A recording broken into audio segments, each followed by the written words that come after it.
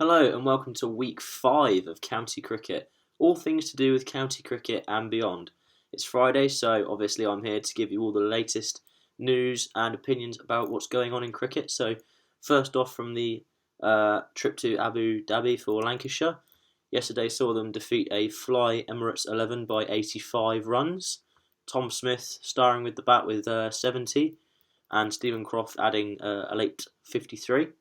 And then Kyle Jarvis and Simon Kerrigan each claimed 2 wickets as Lancashire comfortably defeated the Fly Emirates 11, but a somewhat less impressive effort today in the more important semi-final game against Sussex, where we lost by 25 runs. Good effort there from Michael Yardy and his men.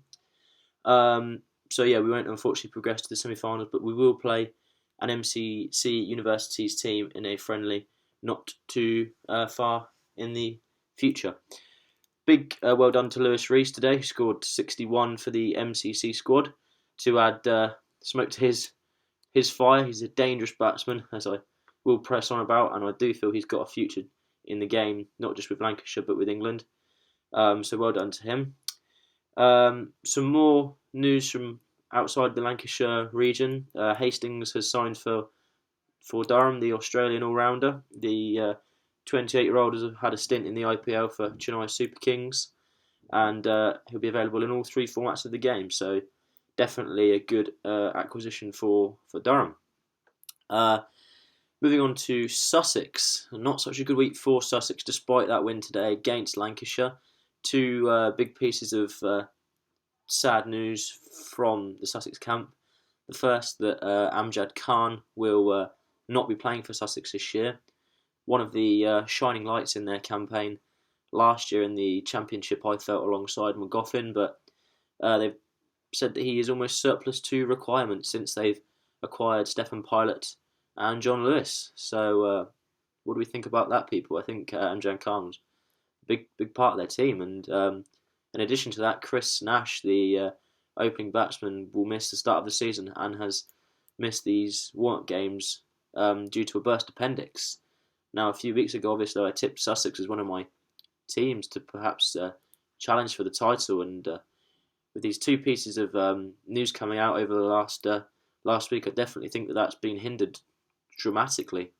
A massive top-order batsman who was likely to score 800 to 1,000 runs, and Amjad Khan, who was probably going to rake in 40 to 50 wickets. So Pilot and Lewis will have to justify their cause as replacements. So not much news this week, county cricket-wise, but today I'm going to talk a bit more about England and how I think they're going to fare in the up-and-coming World 2020 in Bangladesh. Now, as we know, not been very good preparation-wise. We lost against the West Indies on 3 occasions, 2 in the 3-match warm-up series, and then once in the warm-up game in Bangladesh. And then the preparations took a further hit against India.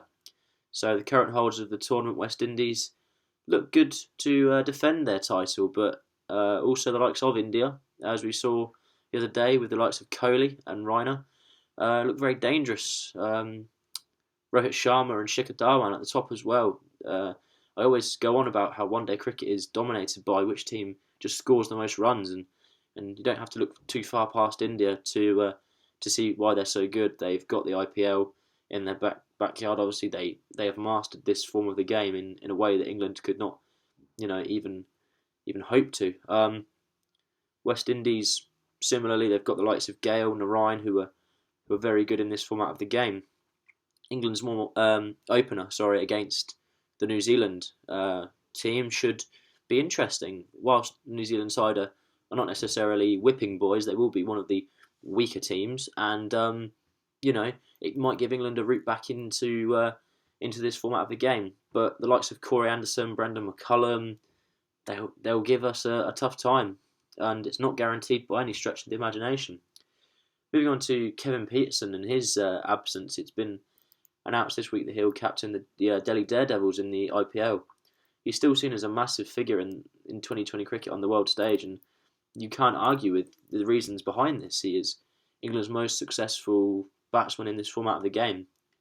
and whether or not my personal feelings about his attitude in the camp justify his exclusion, this is a time when we're really going to see his absence hurting us bad, because he's got the most runs, the most sixes, best average and best strike rate. So definitely he's going to be a massive miss, and you cannot argue with that. And the fact that we've been batting so poorly lately just shows that we still don't know what our best 11 is, and the likes of Joe Root and Ben Stokes being injured has only weakened that situation further.